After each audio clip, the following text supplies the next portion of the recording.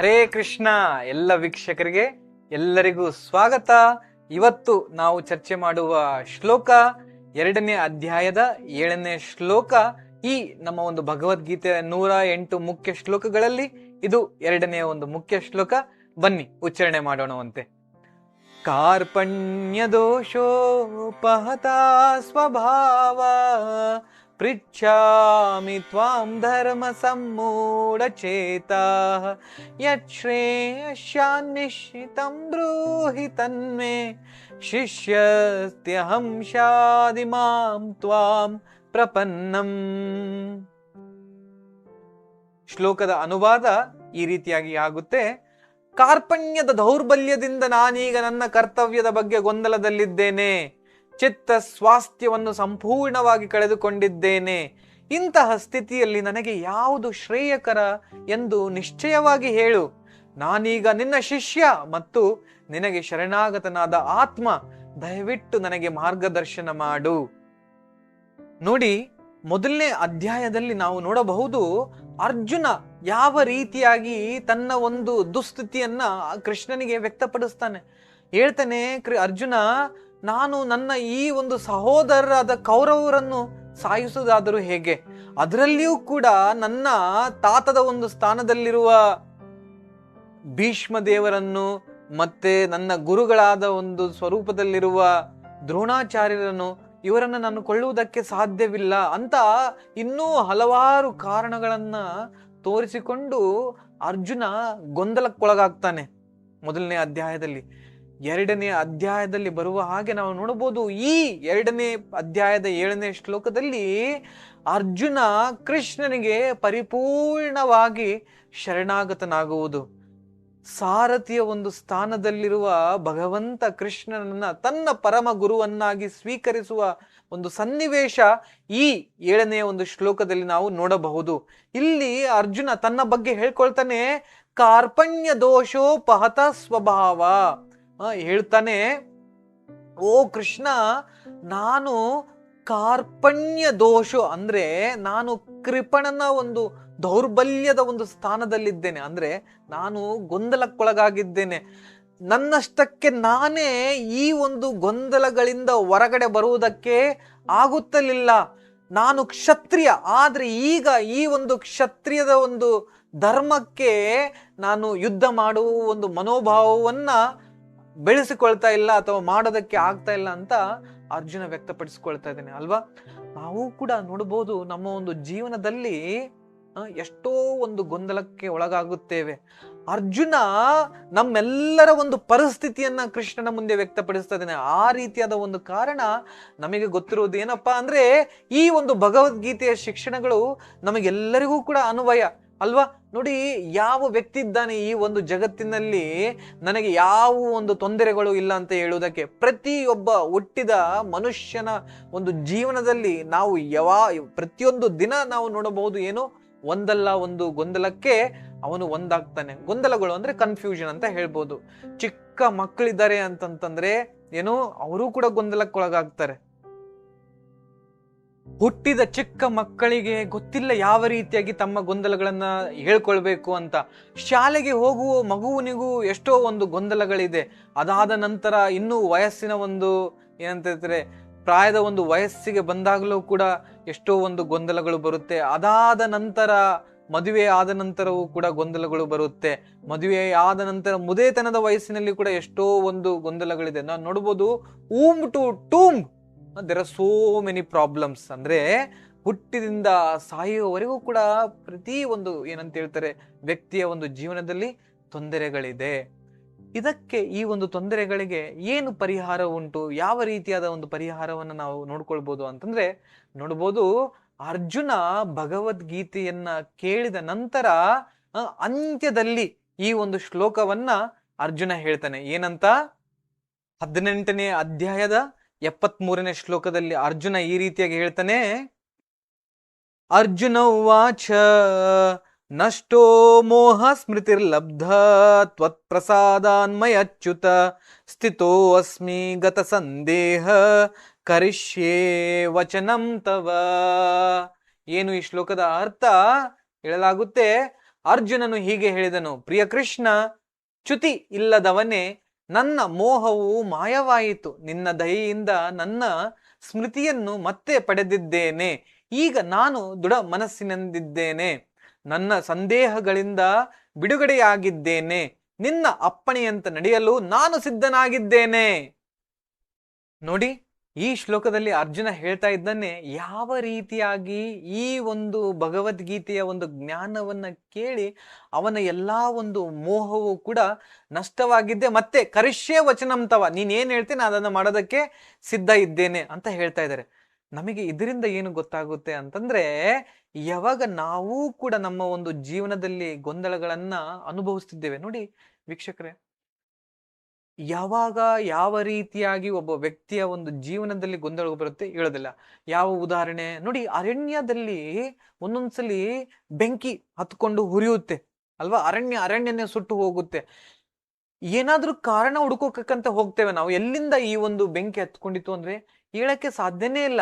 ಯಾಕೆ? ಗಾಳಿ ಬೀಸಿದಾಗ ಯಾವಾಗ ಎರಡು ಗಿಡಗಳು ತನ್ನಷ್ಟಕ್ಕೆ ತಾವು ಏನಂತ ಹೇಳ್ತಾರೆ ಒತ್ತಿಕೊಂಡು ಆ ಒಂದು ಕಿಡಿಯ ಒಂದು ಸ್ಪರ್ಶವಾಗಿ ಬೆಂಕಿ ಹಚ್ಚಿದಾಗ ಒತ್ತಿ ಹುರಿದು ಇಡೀ ಕಾಡೆ ಎಷ್ಟೋ ಒಂದು ಪ್ರಾಣಿಗಳ ಆ ಒಂದು ಕಾಡಿನಲ್ಲಿ ಸಾಯುತ್ತೆ. ಅದೇ ರೀತಿಯಾಗಿ ವ್ಯಕ್ತಿಗಳ ಒಂದು ಜೀವನದಲ್ಲಿ ಕೂಡ ಯಾವ ರೀತಿಯಾಗಿ ತೊಂದರೆಗಳು ಬರುತ್ತೆ ಅಂತ ಹೇಳೋದಕ್ಕೆ ಸಾಧ್ಯವಿಲ್ಲ. ಇಲ್ಲಿ ಅರ್ಜುನಿಂದ ನಾವೇನು ಕಲಿಬಹುದು ಅಂತಂದ್ರೆ, ಯಾರು ಬುದ್ಧಿವಂತ ವ್ಯಕ್ತಿ ಆಗಿರ್ತಾನೋ ಅವನ ಜೀವನದಲ್ಲಿ ತೊಂದರೆಗಳು ಬಂದಾಗ ಏನ್ ಮಾಡ್ತಾನೆ, ಅವನಿಗಿಂತಲೂ ಇನ್ನೂ ಹೆಚ್ಚು ಜ್ಞಾನವನ್ನು ಹೊಂದಿರುವ ವ್ಯಕ್ತಿಯ ಬಳಿ ಹೋಗಿ ಆಶ್ರಯವನ್ನ ಪಡಿತಾನೆ, ಆ ಒಂದು ತೊಂದರೆಗಳಿಂದ ದೂರ ಆಗೋದಕ್ಕೆ.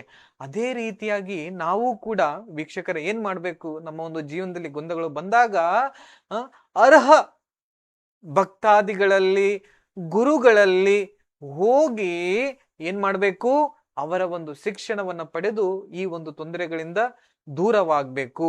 ನಷ್ಟೋ ಮೋಹ ಸ್ಮೃತಿ ಲಬ್ಧ, ಸ್ಮೃತಿ ನಮ್ಮ ಒಂದು ಬುದ್ಧಿವಂತಿಕೆಯನ್ನ ಬೆಳೆಸಿಕೊಳ್ಳಬೇಕು. ಈ ಒಂದು ಗೊಂದಲಗಳಿಂದ ದೂರ ಆಗೋದಕ್ಕೆ ನಮಗೆ ಭಗವದ್ಗೀತೆ ಇದೆ, ಕೃಷ್ಣನ ಒಂದು ಆದೇಶಗಳು ನಮಗೆ ಪುಸ್ತಕದಲ್ಲಿ ಸಿಗುತ್ತೆ.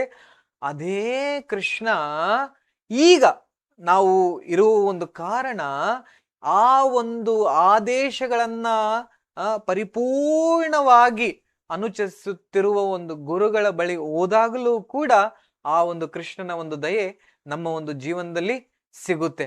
ನನಗೆ ಎಷ್ಟೋ ಒಂದು ಉದಾಹರಣೆಗಳು ಗೊತ್ತುಂಟು. ಭಕ್ತಾದಿಗಳ ಅಥವಾ ಕೆಲಸ ಮಾಡುತ್ತಿರುವ ಒಂದು ವಿದ್ಯಾರ್ಥಿಗಳು, ಕಂಪನಿಯಲ್ಲಿ ಕೆಲಸ ಮಾಡುತ್ತಿರುವಂತಹ ಒಂದು ಎಂಪ್ಲಾಯೀಸು ಏನು ಎಷ್ಟೋ ಒಂದು ತೊಂದರೆಗಳಿಗೆ ಈಡಾದಾಗ ಬಂದು ಈ ಒಂದು ಗುರುಗಳಿಂದ, ಭಗವದ್ಗೀತೆಯಿಂದ ವಿಚಾರಗಳನ್ನು ತಿಳಿದಾಗ ಏನಾಗುತ್ತೆ, ಅವರಿಗೆ ಮತ್ತೆ ಆ ಒಂದು ಹುಮ್ಮಸ್ಸು, ಉತ್ಸಾಹ ಬಂದು ತಮ್ಮ ಒಂದು ಕೆಲಸ ಕಾರ್ಯಗಳಲ್ಲಿ ತೊಡಗ್ತಾ ಇದ್ದಾರೆ. ಇದೇ ಅರ್ಜುನ ಈ ಒಂದು ಗೀತೆಯನ್ನ ಕೇಳಿ ಯುದ್ಧ ಮಾಡಿದಾಗ ಆ ಎಲ್ಲಾ ಒಂದು ಕೌರವನ್ನ ಬಗ್ಗು ಬಡಿದು ಏನ್ ಮಾಡ್ತಾನೆ, ಗೆಲುವನ್ನ ಸಾಧಿಸ್ತಾನ ಮಾತು. ಅದಕ್ಕೆ ಈ ಒಂದು ವಿಚಾರಗಳು ನಮಗೆ ಮುಖ್ಯಕರ. ಅರ್ಜುನ ಏನಾಯ್ತು, ಕನ್ಫ್ಯೂಷನ್ ಅಲ್ಲಿದ್ದ, ಕ್ಲಾರಿಟಿಗೆ ಬಂದ ಕೃಷ್ಣನ ಒಂದು ಆಶ್ರಯ. ಅದೇ ರೀತಿಯಾಗಿ ನಾವು ಕೂಡ ಪರಂಪರೆಯಲ್ಲಿ ಬರುವ ಗುರುಗಳನ್ನ ಸ್ವೀಕರಿಸಿ ಅವರಿಂದ ವಿದ್ಯೆಯನ್ನ ಕಲಿತಾಗ ಏನಾಗುತ್ತೆ, ನಾವು ಕೂಡ ಕನ್ಫ್ಯೂಷನ್ ಇಂದ ಕ್ಲಾರಿಟಿಯನ್ನ ಪಡ್ಕೊಳ್ಬಹುದು ನಮ್ಮ ಒಂದು ಜೀವನದಲ್ಲಿ ಅಲ್ವಾ. ಯಾರು ಈ ಒಂದು ವಿದ್ಯೆಯನ್ನ ಚೆನ್ನಾಗಿ ಕಲಿತು ಅವರ ಒಂದು ಜೀವನದಲ್ಲಿ ಅಳವಡಿಸಿಕೊಂಡು ಅವರಿಗೆ ಗೊತ್ತಾಗುತ್ತೆ, ನನಗೆ ನಿಜವಾದ ಒಂದು ಶ್ರೇಯ ಅಂದ್ರೆ ಏನು, ಯಾವುದು ನನಗೆ ಒಳ್ಳೆಯದು, ಯಾವ ಒಂದು ಆಯ್ಕೆಗಳನ್ನ ನಾನು ತೆಗೆದುಕೊಳ್ಳಬೇಕು, ಯಾವ ಒಂದು ತಪ್ಪು ವಿಚಾರಗಳನ್ನ ನಾನು ಆಲೋಚನೆ ಮಾಡಕೂಡದು ಮತ್ತೆ ಅದರಲ್ಲಿ ತೊಡಗಕೂಡದು ಅನ್ನೋ ಒಂದು ವಿದ್ಯೆಯನ್ನ ಕಲಿತುಕೊಳ್ತಾರೋ ಅವರೇ ಬ್ರಾಹ್ಮಣರು. ಯಾರು ಈ ವಿದ್ಯೆಯಿಂದ ದೂರ ಇರ್ತಾರೋ ಅವರು ಕೃಪಣರು. ಯಾಕೆ ನೋಡಿ, ಈ ಮನುಷ್ಯ ದೇಹ ಏನಿದೆ ಇದು ಅತ್ಯಂತ ದುರ್ಲಭ.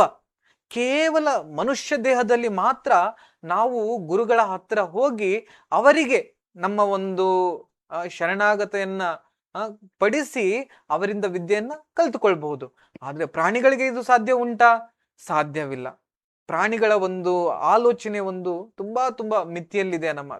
ಅದು ಏನಂತ ಹೇಳ್ತಾರೆ, ಕೇವಲ ಆಹಾರಕ್ಕೆ, ಮಲಗುವುದಕ್ಕೆ ಮತ್ತೆ ಏನಂತ ಹೇಳ್ತಾರೆ ಭಯ ಪಡುವುದಕ್ಕೆ ಮಾತ್ರ ಉಪಯೋಗಿಸ್ಕೊಳುತ್ತೆ. ಆದ್ರೆ ಮನುಷ್ಯರು ಏನು, ಆ ಒಂದು ಜೀವನಗಳ ಒಂದು ತೊಂದರೆಗಳಿಂದ ಪರಿಪೂರ್ಣವಾಗಿ ಹೊರಗಡೆ ಬರೋ ಒಂದು ಅವಕಾಶ ಮನುಷ್ಯ ದೇಹದಲ್ಲಿದೆ.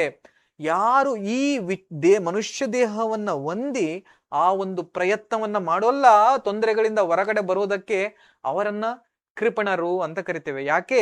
ಅವರಿಗೆ ಅವಶ್ಯಕತೆ ಇದ್ದು ಅದನ್ನ ಉಪಯೋಗಿಸ್ಕೊಳ್ತಾರೆ. ಅದಕ್ಕೆ ನೋಡಿ, ಕೆಲವು ಜನರು ಹೇಳ್ತಾರೆ ಏನು, ತೊಂದರೆಗಳು ಬಂದಾಗ ಅವರ ಒಂದು ಬುದ್ಧಿಮತಕ್ಕೆ, ಅವರ ಒಂದು ಶಕ್ತಿಯುತಕ್ಕೆ ಮೇಲ್ಪಟ್ಟಾಗಿ ತೊಂದರೆಗಳು ಬಂದಾಗಲೂ ಕೂಡ ಅವರು ಅವರ ಒಂದು ಅವಿವೇಕತನವನ್ನ, ಮೂರ್ಖತನವನ್ನು ತೋರಿಸ್ಕೊಳ್ತಾರೆ. ಯಾವ ರೀತಿಯಾಗಿ? ಈ ಒಂದು ತೊಂದರೆಗಳು ನನ್ನನ್ನು ನಾನೇ ಬಗೆಹರಿಸ್ಕೊಳ್ತೇನೆ, ಯಾರ ಒಂದು ಅವಶ್ಯಕತೆ ನನಗೆ ಇಲ್ಲ ಅಂತ ಹೇಳಲಾಗ್ತದೆ ಅಲ್ವಾ? ನೋಡಿ, ನಮಗೆ ಏನಾದ್ರೂ ರೋಗ ಬಂತು ಅನ್ಕೊಳ್ಳಿ ದೇಹಕ್ಕೆ, ನಾವೇನ್ ಮಾಡ್ತೇವೆ?